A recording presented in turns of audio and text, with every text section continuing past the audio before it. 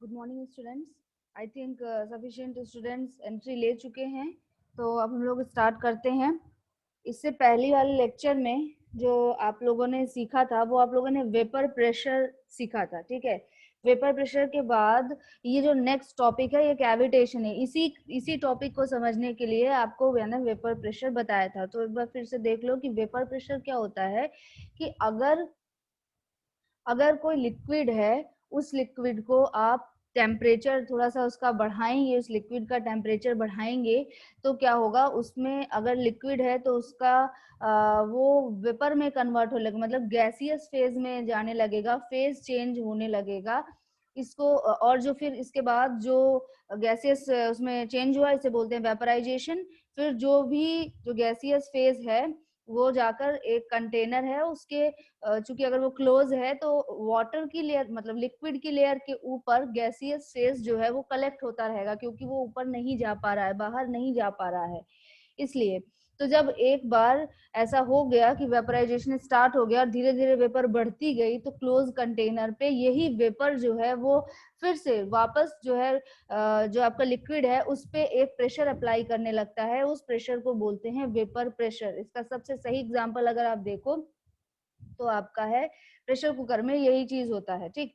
अब vapour pressure जो है वो वेपराइजेशन का जो प्रोसेस है वो टेम्परेचर पे भी डिपेंड करता है और प्रेशर पे भी डिपेंड करता है, ठीक है। तो अगर अवेलेबल जो प्रेशर है वो किसी तरीके से कम कर देते हैं हम, तो होगा क्या, अगर कम हो गया तो फिर जो टेम्परेचर जो चाहिए वेपराइजेशन के लिए वो भी कम हो जाता है। मतलब अगर आपने अगर किसी तरीके से प्रेशर कम किया तो टेम्परेचर भी कम चाहिए होगा वेपराइजेशन स्टार्ट करने के लिए, और अगर आपने किसी तरीके से प्रेशर बढ़ाया तो वेपराइजेशन के लिए जो अवेलेबल टेम्परेचर होगा वो भी आपको क्या करना पड़ेगा, इंक्रीज करना पड़ेगा। इतनी बातें मैंने आपको बताई थी।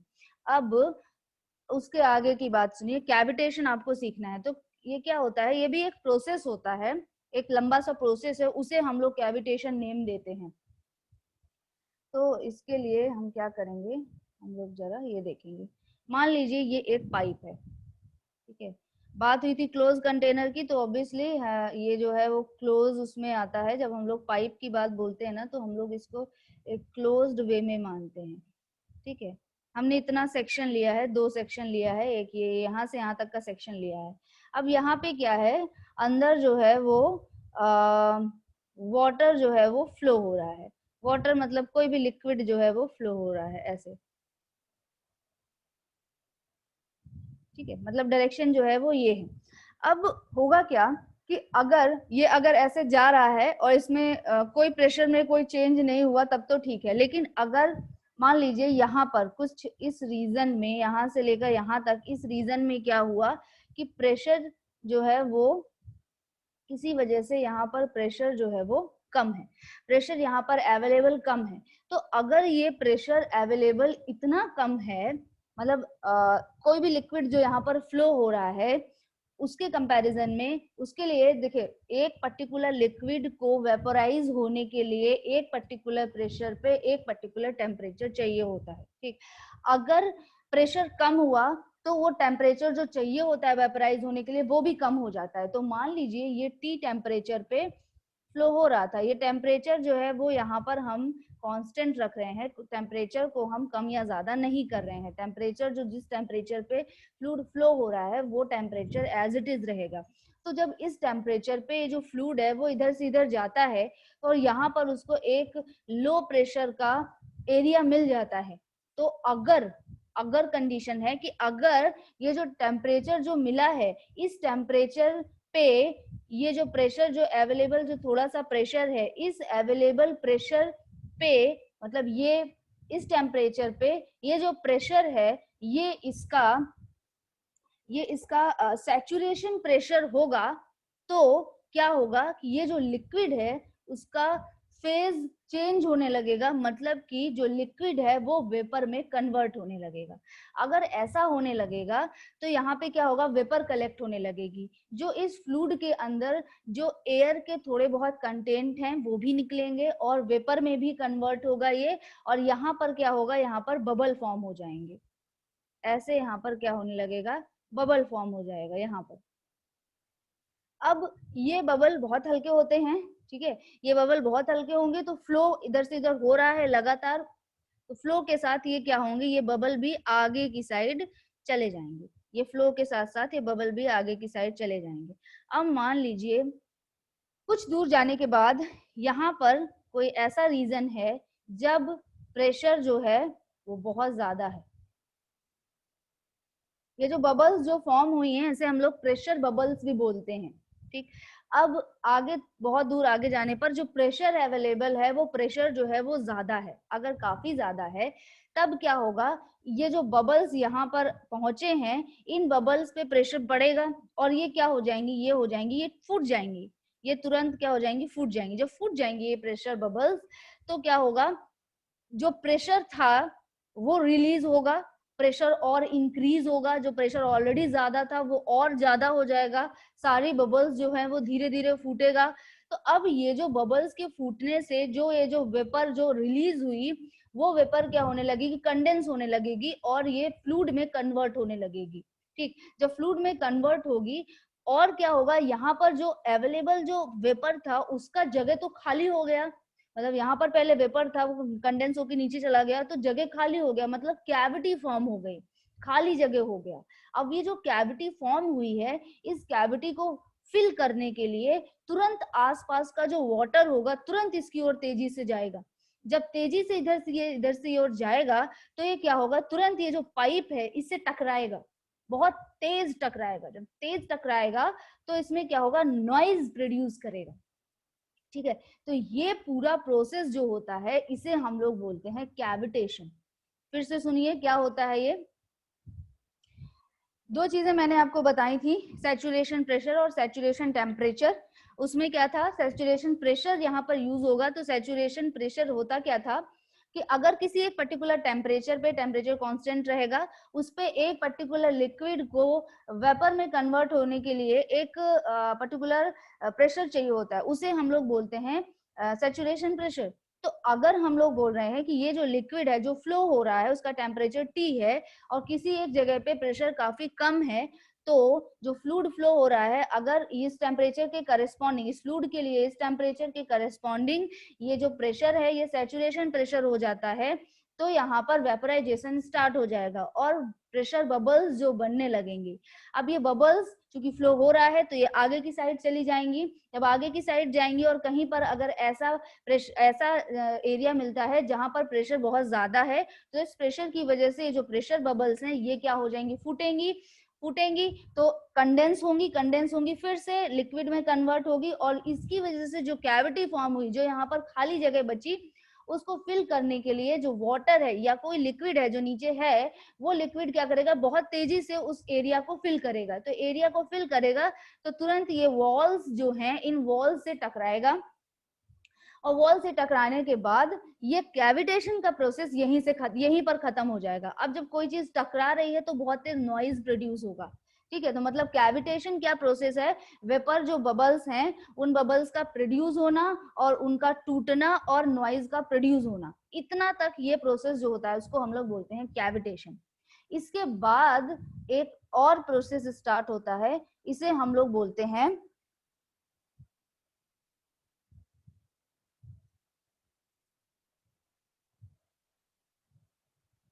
Pitting action.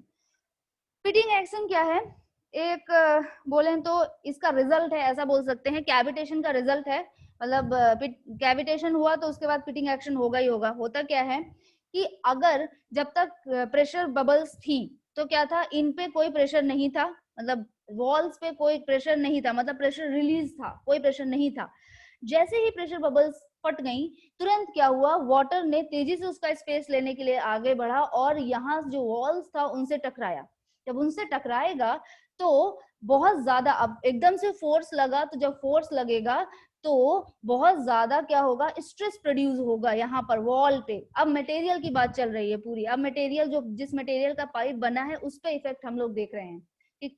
तो अगर किसी तरीके से ये तेजी से इसको टकराएगा, पहले स्ट्रेस नहीं था अब अचानक से स्ट्रेस हुआ, अब यही प्रोसेस, ये तो मैंने एक बबल के लिए बताया, यहाँ पर बहुत सारे बबल्स होंगे तो वही चीज बार बार होगी, मतलब कि यहाँ पर जो आपका मटेरियल, जिस मटेरियल से पाइप बना हुआ है, उस मटेरियल में क्या होगा, बार बार स्ट्रेस लगेगा, रिलीज होगा, लगेगा, रिलीज होगा।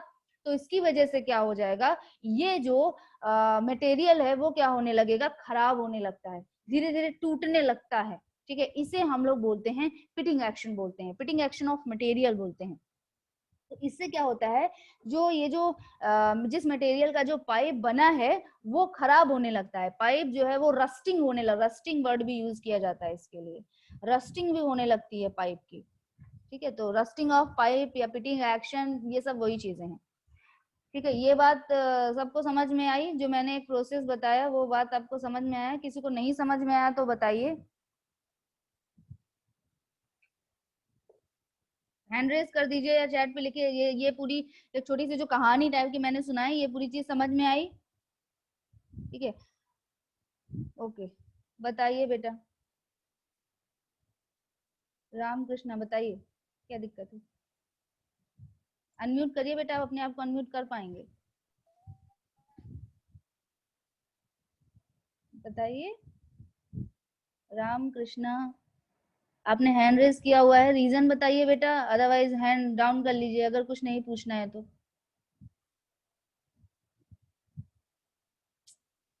हैंड नीचे करो बेटा, जब कुछ नहीं पूछना आपको तो।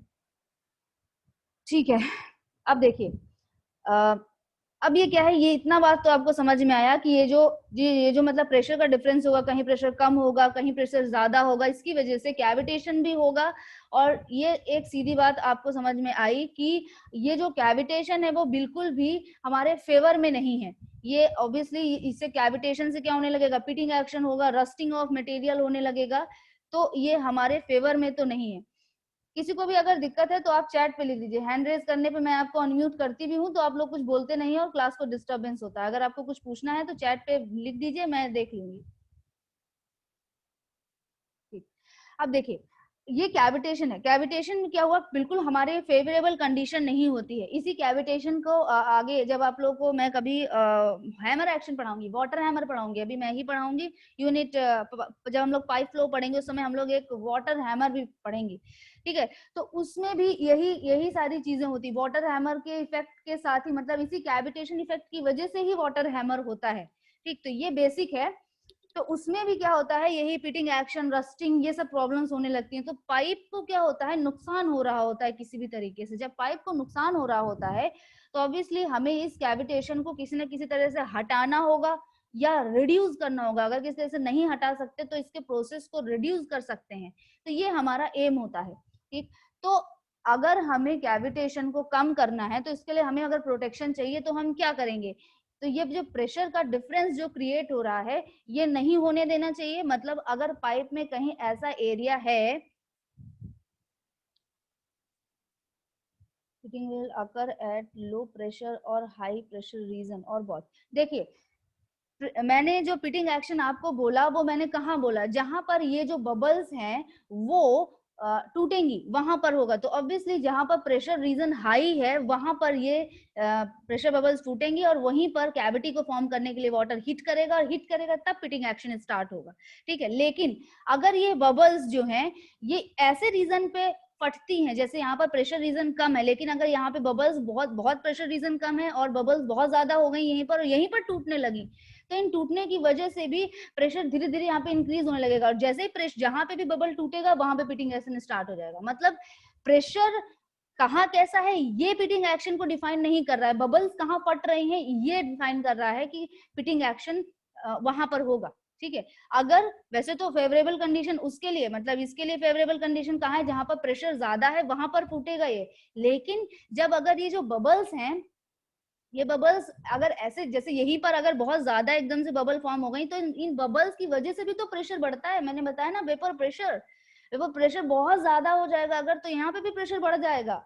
ठीक, तो ये जो प्रेशर बबल्स हैं इनकी जहां पे भी फटेंगी वहीं पर पिटिंग एक्शन होगा। ये डिफाइन नहीं कर सकता कि प्रेशर जहाँ पे कम है वहां पे ज्यादा, लेकिन हाँ नॉर्मल कंडीशन में प्रेशर जहाँ पे ज्यादा है वहीं फटती है, वहीं पे ये पिटिंग एक्शन होगा। जब बबल फूटेंगे तो वॉल्यूम डिक्रीज होगा, जिससे कह सकते हैं कि प्रेशर इंक्रीज होगा। देखो बेटा, हमारा अभी जो है वो हम लोग फ्लो की बात कर रहे हैं, तो फ्लो में कहीं भी वॉल्यूम वर्ड तो यूज होना ही नहीं है। मतलब फ्लो, फ्लो मतलब क्या है, वॉल्यूम पर सेकेंड जो चीज होती है ना वो फ्लो होता है। और अगर आप जानते ही होगे, इतना तो आपने भी पढ़ा होगा कि एक पाइप में हम लोग जो क्यू होता है उसको कांस्टेंट मानते हैं, ठीक है। तो यहाँ पे जो क्यू है यहाँ पे भी वही क्यू है, तो वॉल्यूम का कोई चेंज नहीं हो रहा है, पूरे रीजन में कहीं कोई वॉल्यूम चेंज नहीं हो रहा है। वॉल्यूम चेंज के केस जो है वो तो दूसरे ही डायरेक्शन में जाने लगते हैं। अभी वॉल्यूम चेंज का कोई केस है तो मैं बताती कि वॉल्यूम चेंज हो रहा है, वॉल्यूम कुछ नहीं हो रहा है, ठीक है। ये फ्लो है, जब फ्लो हो रहा है तो इस जगह पर अगर प्रेशर है तो ऑब्वियसली उस जगह पर वॉल्यूम तो कवर है ही, चाहे वो प्रेशर बबल कवर करे वॉल्यूम या वो वाटर वॉल्यूम को कवर करे, ठीक है। मतलब जो या तो लिक्विड कवर करेगा वॉल्यूम को या तो वो प्रेशर बबल कवर करेगी, तो वॉल्यूम एक जगह पे उतना ही रहेगा जितना है, ठीक। तो बस इतनी सी बात है कि अगर वाटर वाटर जो आपका प्रेशर बबल है वो जो उसने वॉल्यूम घेरा हुआ है, जब वो टूटेगी तो उसको वॉल्यूम को फिल करने के लिए तुरंत ही वाटर जो है उस जगह को अचीव करेगा, ठीक। तो इसलिए इसलिए फिटिंग एक्शन होता है। ये रीजन बिल्कुल नहीं है कि बॉल जो वेपर बबल्स हैं अगर वो फटेंगी तो आपका जो है प्रेशर चेंज होगा, ये रीजन नहीं है। प्रेशर ज्यादा है इसलिए वो फट रही है, ये रीजन है, ठीक है बेटा। समझ में आया पुष्पेंद्र बेटा? कि आप थोड़ा सा उल्टा समझ गए कि प्रेशर बबल फटेंगी तब प्रेशर इंक्रीज होगा, नहीं, प्रेशर ज्यादा है तो वो फटेंगी ना, तब उस पर दबाव लगेगा और वो तब देखो ये चीजें मैंने बबल के केस जब आपको पढ़ाए थे ना तो मैंने ये चीजें बहुत अच्छे से बताई थी, सारी चीजें इंटरलिंक करते चले जाया करो। जब ये बबल है मैंने आपको बताया था ना कि अंदर से भी प्रेशर ऐसे लग रहा होता है और बाहर से भी प्रेशर ऐसे लग रहा होता है, ठीक है।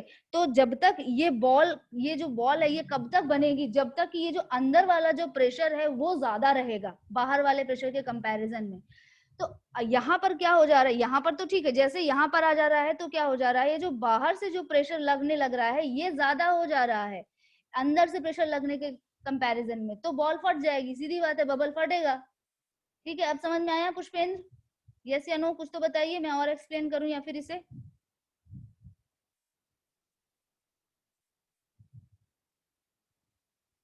ओके, प्रेशर किस वजह से बढ़ रहा है मैम? हाँ देखिए, प्रेशर बढ़ने का रीजन वो अभी नहीं आपको जानना है, ठीक है। प्रेशर बढ़ने के रीजन बहुत सारे हो सकते हैं, मतलब वो तो दूसरा ही डायरेक्शन चला गया। आपको अभी एक कंडीशन बताई जा रही है कि कैविटेशन होगा अगर प्रेशर में ऐसे डिफरेंस आया तो अगर अभी मैं थोड़ी देर में आपको बताती कि प्रोटेक्शन कैसे रखना है कैविटेशन के लिए तो मैं बताती आपको।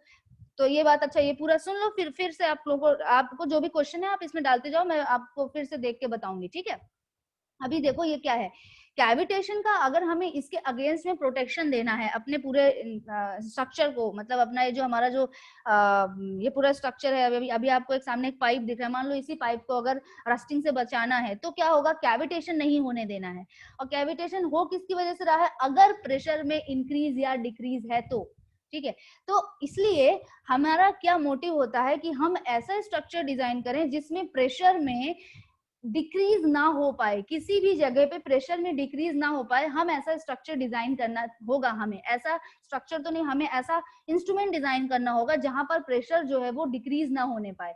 अब ये जो प्रेशर में डिक्रीज होता है इसके रीजंस आपको तब पता चलेंगे जब आप यूनिट 3 में पाइप फ्लो पढ़ेंगे तब, ठीक है। तभी वाटर हैमर भी आपको पढ़ाना है। तो अभी तो बस ये एक छोटा सा टॉपिक आप कभी कवर कर रहे हैं, प्रेशर इंक्रीज डिक्रीज होने के बहुत लंबे चौड़े रीजंस होते हैं जो अभी आप नहीं समझेंगे जब तक आप पूरा पाइप फ्लो नहीं पढ़ेंगे, ठीक है। तो उसको समझने में अभी टाइम है, वो भी आप समझोगे जब पाइप फ्लो पढ़ोगे तब। अभी ये है कि अगर ये कंडीशन हो जाती है तो कैविटेशन होगा, ठीक है। तो अगर कैविटेशन से बचाना है तो प्रेशर रीजन जो है वो कम नहीं होने देना है, ठीक। और क्या है, pressure will increase, what will be the impact of temperature on bubble. जब प्रेशर इंक्रीज होगा,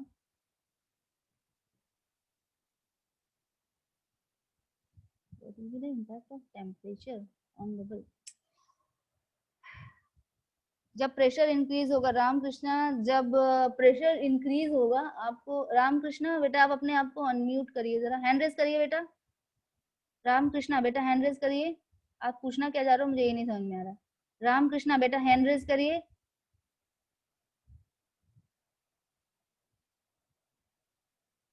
अपने आप को अनम्यूट करिए बेटा। अपने आप को अनम्यूट कर सकते हैं बेटा, अनम्यूट करिए। हाँ अब बताइए बेटा, आप पूछ क्या रहे हैं एक्चुअली। मैम जब वो मैम जब बबल्स ब्रेक होंगे तो उससे जो है प्रेशर इंक्रीज होगा, तो मैम उस पर टेम्परेचर क्या होगा मैम? टेम्परेचर टेम्परेचर तो कोई ऑलरेडी मैंने इफेक्ट होगा, बोला ना। मतलब इंक्रीज नहीं नहीं होगा या नहीं, डिक्रीज कोई होगा? टेम्परेचर बेटा शुरुआत से ही मैंने बोला ना, टेम्परेचर कांस्टेंट है। देखो, ये जो आपको कंडीशन दी जा रही है, टेम्परेचर कांस्टेंट है, प्रेशर यहाँ पे डिक्रीज हो रहा है, यहाँ पे प्रेशर इंक्रीज हो रहा है, तब ये कंडीशन होगी, तब ये सिचुएशन होगी, मैं ऐसा बता रही हूँ। टेम्परेचर का कोई असर नहीं होगा, टेम्परेचर एज इट इज रहेगा जैसा वो है। ठीक। यहाँ पे अब यहाँ पर आप ये समझ सकते हो कि ऑब्वियसली जब प्रेशर यहाँ पर इंक्रीज हुआ है तो यहाँ पर फिर से वेपराइजेशन होने के लिए आपको ज्यादा टेम्परेचर चाहिए होगा। तो जब ज्यादा टेम्परेचर चाहिए होगा और आपका टेम्परेचर तो कांस्टेंट है, तो अब इस रीजन में कैविटेशन तो नहीं होगा, आप ये कह सकते हैं बस। नहीं तो अदरवाइज इसका कोई इफेक्ट अदर अलग से कोई इफेक्ट नहीं पड़ेगा। ठीक है, सिर्फ यही इफेक्ट था कि टेम्परेचर तो कांस्टेंट था, तो जब प्रेशर कम हुआ तो वेपर बबल फॉर्म हो जाएंगी। आगे गया, प्रेशर की वजह से वेपर बबल फटेंगी फटेंगी, प्रेशर इंक्रीज होगा। ऑलरेडी ये है, ये प्रेशर को कैरी कर रहे हैं, इसी वजह से प्रेशर इंक्रीज होगा, ऑलरेडी यहाँ पर ज्यादा है और यहाँ पर कैविटी फॉर्म हो जाएगी, इसे हिट करेगी, दैट्स इट। इतना ही हमारा कैविटेशन का है। टेम्परेचर कोई इफेक्ट अलग से कोई इफेक्ट नहीं डालेगा। आप इफेक्ट को किस तरह से भी समझ सकते हैं कि अगर यहाँ पर प्रेशर ज्यादा है तो इस रीजन में वेपोराइजेशन होने के लिए इस पर्टिकुलर लिक्विड को और ज्यादा टेम्परेचर चाहिए होगा। किसी तरह मान लीजिए यहाँ पर आप टेम्परेचर को बढ़ा देते हैं और ज्यादा बढ़ा देते हैं किसी तरह, अभी ये कोई वो नहीं है कि आप कैसे बढ़ाएंगे टेम्परेचर।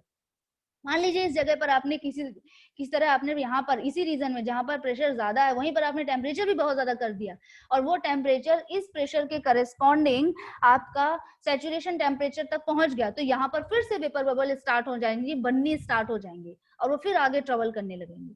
ठीक है, ये बात अब बेटा क्लियर है? किस बच्चे ने पूछा था? राम कृष्णा बेटा आपने पूछा था ना, आप बेटा क्लियर है आपको? ओके ठीक है। हाँ, अलग से कोई इफेक्ट टेम्परेचर का नहीं है। अगर टेम्परेचर को बढ़ाएंगे घटाएंगे तो यही पड़ेगा कि अगर वो कांस्टेंट है तब तो कोई इफेक्ट नहीं डलेगा। अगर बढ़ा देते हैं आप किसी तरीके से, मान लीजिए किसी रीजन किसी तरीके से आप इसको बढ़ाते हैं, तो यहाँ पे फिर से वेपर बबल स्टार्ट होने लगेंगे। ठीक है, और बेटा किसी को कुछ पूछना है? ये वेपर बबल का टॉपिक अलग से आपके इसमें नहीं है, लेकिन इस चीज को समझना जरूरी है क्योंकि इससे आगे की चीजें आपको समझनी है। और ऐसा कुछ नहीं, बहुत छोटा सा एक क्या है, ये सिचुएशन है, सिचुएशन है, अगर सिचुएशन होगी तो ऐसा होगा, बस ये चीज है। ठीक है, और इन चीजों को रोकने के लिए अभी जब आप पाइप फ्लो पढ़ेंगे यूनिट 3 में शायद, तो उसमें आपको इसके लिए अच्छी खासी चीजें बताई जाएंगी कि क्या करना होगा। ठीक है, अभी के लिए क्या है कि कैविटेशन अगर रोकना है, किस रीजन से हो रहा है, प्रेशर कम हो रहा है इसलिए हो रहा है, तो ऐसे रीजंस को अवॉइड करना चाहिए, ऐसे रीजंस नहीं प्रोड्यूस होने चाहिए। हमें ऐसा डिजाइन करना चाहिए अपने मशीन को, अपने पाइप को, पाइप का जो सिस्टम होता है उसे, कि वहां पर प्रेशर जो है वो किसी तरह से कम ना होने पाए। प्रेशर कम होने के रीजन बहुत ज्यादा होते हैं, वो आप लोग पढ़ेंगे जब आप यूनिट 3 पढ़ेंगे तब। ठीक, दूसरा एक और तरीका है, मान लीजिए आप प्रेशर रीजन को कम नहीं कर पा रहे हैं किसी तरीके से, आपने बहुत कोशिश की, आपने स्ट्रक्चर डिजाइन किया, लेकिन आप प्रेशर रीजन को कम करने में पूरी तरह से फेल हो गए, तब क्या होगा? इस प्रेशर रीजन को नहीं हटा सकते, जैसे कि टरबाइंस में है, टरबाइंस में हम लोग प्रेशर रीजन को नहीं हटा सकते हैं। ठीक है, तो उसके लिए एक अलग से स्ट्रक्चर और बनाया जाता है। ठीक है, लेकिन वो तो एक टरबाइन एक बहुत बड़ा है, बहुत बड़ी चीज है, इसलिए उसके लिए एक टैंक अलग से बना दिया जाता है जिसे हम लोग सर्ज टैंक बोलते हैं। ठीक है, तो सर्ज टैंक वगैरह एक लंबा टॉपिक है, वो अलग से है। लेकिन अगर प्रेशर रीजन को आप नहीं कम कर पाते हैं तो क्या करते हैं हम लोग? कोटिंग कर देते हैं। Coating in the sense, pipe के इनर साइड पे, पाइप के इनर साइड पे जहां पर पाइप और वाटर या लिक्विड जो है वो टच हो रहा है, वहीं पर क्या करते हैं? कोटिंग कर देते हैं। और वो कोटिंग क्या होता है? कुछ कोटिंग मटेरियल्स होते हैं जैसे कि हम लोग एलॉय ऑफ एल्यूमिनियम, ब्रॉन्ज और स्टेनलेस स्टील, इसकी क्या कर देते हैं हम लोग? कोटिंग कर देते हैं। अब इस कोटिंग से होता क्या है कि ये मटेरियल जो है वो रस्टिंग के इफेक्ट को कम करते हैं, मतलब इनका रस्टिंग इतनी आराम से नहीं हो पाता है। ठीक है, बहुत ज्यादा प्रेशर डिफरेंस चाहिए, मतलब बहुत ज्यादा क्या बोलते हैं, प्रेशर चाहिए होगा इसको रस्ट करने के लिए, बहुत ज्यादा, यहाँ पर बहुत ज्यादा वाटर हीट करेगा तब जाके इनकी रस्टिंग स्टार्ट होगी। ऐसे मटेरियल की कोटिंग कर दी जाती है इनर साइड ऑफ पाइप में। ठीक है, तो इस तरह हम लोग कैविटेशन के इफेक्ट को कम कर पाते हैं। ठीक है, समझ में आया बेटा सभी को? अब हम लोग दूसरा टॉपिक देखते हैं। इससे पहले मैं आप लोगों का अटेंडेंस ले लेती हूँ।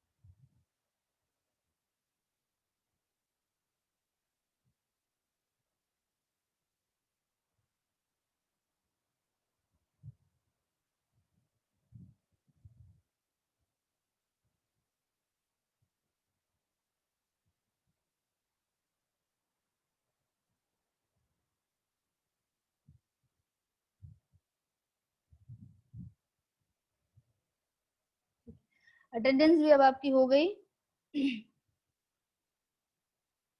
अब हम लोग नया टॉपिक स्टार्ट करते हैं, और जैसे ही मीटिंग खत्म हो जाएगी, जो दूसरा मीटिंग आपको दिया गया है ना, आप उससे फिर से लॉग इन करेंगे, क्योंकि वो आपको लंबा टॉपिक है, वो चलेगा अच्छे से।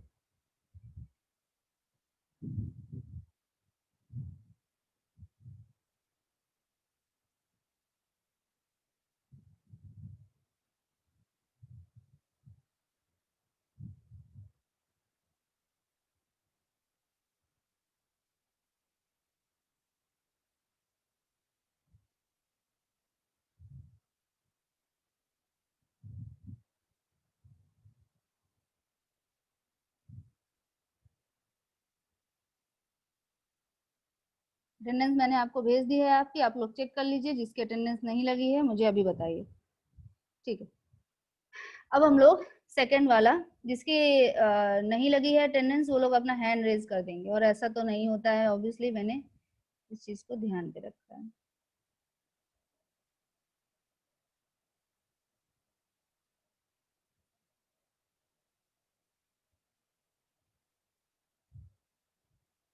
ठीक। हाँ बेटा, जैसे ही आपका जो क्लास है वो ये खत्म होगा, तो तुरंत ही जो दूसरा लिंक आपको दिया है ना मैंने, उससे आप लोग लॉग इन करिएगा फिर से। 2 क्लासेस तो मैंने रखी है ना ऑलरेडी आज, 2 क्लासेस थी ना मेरी ओर से आज। हाँ बेटा, 2 क्लासेस ऑलरेडी मैंने दी हुई हैं। जो 12-20 वाली जो क्लास है, जैसे ये खत्म होगी आप उसी वाले से तुरंत ही लॉग इन कर लीजिएगा, ठीक। अब जो हमें नया टॉपिक देखना है वो हम लोग देखते हैं, उससे हम लोग बोलते हैं रियोलॉजी ऑफ फ्लूइड्स। ये तो टॉपिक इसी नेम से ही है आपकी इसमें।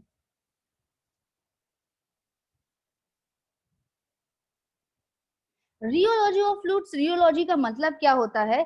जैसे ही मीटिंग खत्म होगी तुरंत आपको ज्वाइन करना है, 12-20 का इंतजार मत करिएगा, ठीक। रियोलॉजी ऑफ फ्लूइड्स का मतलब क्या होता है कि अगर फ्लूइड्स पर हम प्रेशर अप्लाई करेंगे, लोड लगाएंगे, तो वो किस तरह से रिएक्ट करेगा।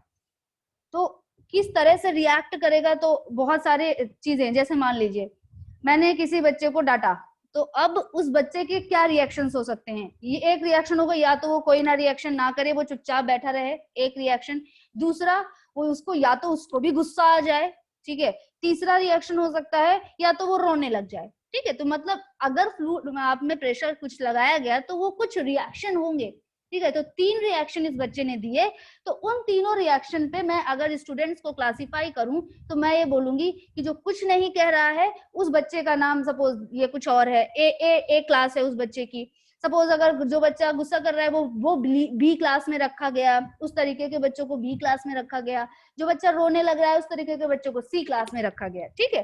तो इस तरह आप लोग सीखना क्या है कि अगर लोड लगाया जा रहा है तो फ्लूइड्स किस तरह से बिहेव कर रहा है, तो क्या उसकी पॉसिबल कंडीशंस हो सकती हैं, उसी पॉसिबल कंडीशंस बेसिस पे फ्लूइड्स को क्लासिफाई भी किया गया है। तो आपको या तो आपसे ये बोला जाए रियोलॉजी ऑफ फ्लूइड्स बताइए, या फिर क्लासिफिकेशन ऑफ फ्लूइड्स बताइए, दोनों सेम काम है, ठीक है। तो या तो आपसे रियोलॉजी ऑफ फ्लूइड्स बोला जाएगा, या तो आपको बोला जाएगा classification of fluids. Classification of fluids वो भी वही बात है, आपको दोनों चीजों में सेम ही चीजें बतानी है, ठीक। तो इसके लिए आपको 1-2 टर्म्स अभी और जानने पड़ेंगे। तो पहला टर्म जो है वो जानिए, इनकम्प्रेसिबल फ्लूइड क्या होता है। इनकम्प्रेसिबल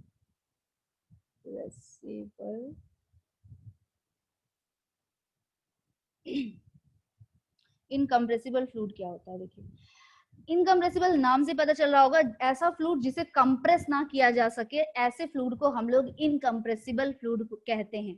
लेकिन ऐसा क्यों होता है ये भी थोड़ा सा देख लेते हैं। मान लीजिए जैसे हम लोग जब फ्लूइड को एनालाइज करते हैं, तब हमने क्या बताया था, हम फ्लूइड को क्या कर देते हैं, लेयर्स में बना हुआ मानते हैं, ठीक है। तो मान लीजिए हमने कुछ ऐसा माना, ये लेयर ए है, ये लेयर बी है, ये लेयर सी है, 3 लेयर्स आपके सामने रखी गई हैं। तो फ्लूइड की 3 लेयर्स हैं। अब अगर इन सभी लेयर्स का डेंसिटी जो है वो सेम है, ये भी डेंसिटी, ये भी डेंसिटी, ये भी डेंसिटी, तीनों का डेंसिटी सेम है, तो क्या होगा, इस तरीके के फ्लूइड में अगर आप यहाँ से लोडिंग लगाएंगे, सभी ओर से इसमें लोडिंग लगाएंगे, तो भी जो इसका वॉल्यूम है उसमें कोई चेंज नहीं होगा। इस तरीके के फ्लूइड को हम लोग बोलते हैं इनकम्प्रेसिबल फ्लूइड। ठीक, वाटर है, वाटर के केस को अगर आप देखिए तो वाटर के केस में भी अगर हम थोड़ा सा कंप्रेस करेंगे उसको, तो उसमें थोड़ा सा क्या होता है, बहुत माइनर सा उसमें चेंज आता है वॉल्यूम में, उसके वॉल्यूम में बहुत माइनर सा चेंज आता है। लेकिन वो जो चेंज होता है वो इतना कम होता है कि हम लोग उसके इफेक्ट को कंसीडर नहीं करते, क्योंकि कंप्रेसिबल फ्लूइड जो होता है उसका एनालिसिस अपने में ही एक बहुत बड़ा काम है। ठीक है, तो कंप्रेसिबल फ्लूइड का एनालिसिस से हम लोग बचते हैं, तो इसलिए हम फ्लूइड को क्या करते हैं, जो वाटर है हम लोग उसे इनकम्प्रेसिबल फ्लूइड की कैटेगरी में रखते हैं। तो इसका मतलब ये नहीं है कि वो इनकम्प्रेसिबल है, उसमें कंप्रेसिबिलिटी का जो इफेक्ट है वो बहुत ही माइनर है। ठीक है, डेंसिटी में चेंज नहीं होगा अगर हम उसमें प्रेशर लगाते हैं तो। इसी जगह अगर हम गैसेस, किसी गैस को ले लें, ठीक है, मान लीजिए ये गैस है, ये पूरा गैस है, और गैस को हमने क्या माना, अलग अलग लेयर्स में माना। तो आपको पता है कि गैसेस में दो पार्टिकल्स के बीच का जो डिस्टेंस है वो कम ज्यादा होता रहता है, कम ज्यादा होता रहता है, तो ऑब्वियसली सभी लेयर का जो डेंसिटी है वो क्या होगा, अलग अलग होगा। ठीक है, डेंसिटी अलग अलग होगा। जब डेंसिटी अलग अलग होगा और हम लोग क्या करेंगे, उसमें प्रेशर लगाएंगे, क्लोज कंटेनर प्रेशर लगाएंगे, तो होगा क्या कि ये पार्टिकल क्या होंगे, इसके पार्टिकल पास पास आते जाएंगे। आपको अगर ध्यान हो, जब मैंने आपको कंप्रेसिबिलिटी पढ़ाई थी, कंप्रेसिबिलिटी पढ़ाई थी, मैंने एक ऐसे कंटेनर बनाया था, ऐसे क्लोज कंटेनर ऐसे बनाया था, और उसपे यहाँ पर एक पिस्टन लगाया था, ऐसे यहाँ पर ये पूरा पिस्टन ऐसे था, बंद था ये पिस्टन, और यहाँ पर कुछ वॉल्यूम V में गैस भरा था। फिर हमने पिस्टन को क्या किया, ऐसे आगे किया, ऐसा यहाँ पे पिस्टन आ गया, तो अब वॉल्यूम में डिक्रीज हो गया। कुछ ध्यान आ रहा है, कुछ ऐसी चीज मैंने आपको बताई थी। ठीक है, तो अब देखिए इसमें लोड हमने बढ़ाया तो क्या हुआ, यहाँ से पिस्टन यहाँ पे शिफ्ट हुआ, वॉल्यूम में डिक्रीज हुआ। ठीक है, तो और फिर अगर हम पिस्टन को वापस अगर लोड हटा लें, तो फिर से अगर ये पीछे की साइड जाएगा, तो फिर से वो वॉल्यूम अपने प्रीवियस वॉल्यूम को अचीव करेगा। मतलब वॉल्यूम कम या ज्यादा हो सकता है लोड बेसिस पे। लोड लगाएंगे, वॉल्यूम उसका कम हो जाएगा, लोड कम करेंगे तो वॉल्यूम उसका बढ़ेगा। तो इस तरीके के फ्लूइड को हम लोग बोलते हैं कंप्रेसिबल फ्लूइड। ठीक है, तो ये वर्ड जो है वो यूज होगा। तो जो फ्लूइड अगर लोड लगाने पर उसके वॉल्यूम में चेंज होता है, तो इस तरीके के फ्लूइड को हम बोलते हैं कंप्रेसिबल फ्लूइड। और अगर लोड लगाने पर वॉल्यूम में चेंज नहीं होता है, तो इस तरीके के फ्लूइड को हम लोग बोलते हैं इनकम्प्रेसिबल फ्लूइड। नॉर्मली लिक्विड को हम लोग इनकम्प्रेसिबल फ्लूइड की कैटेगरी में रखते हैं, और गैसेस को हम लोग कंप्रेसिबल फ्लूइड की कैटेगरी में रखते हैं। नेक्स्ट जो टर्म है, वो टर्म अभी फिर से यूज होगा, वो टर्म है आपका इनविसिड।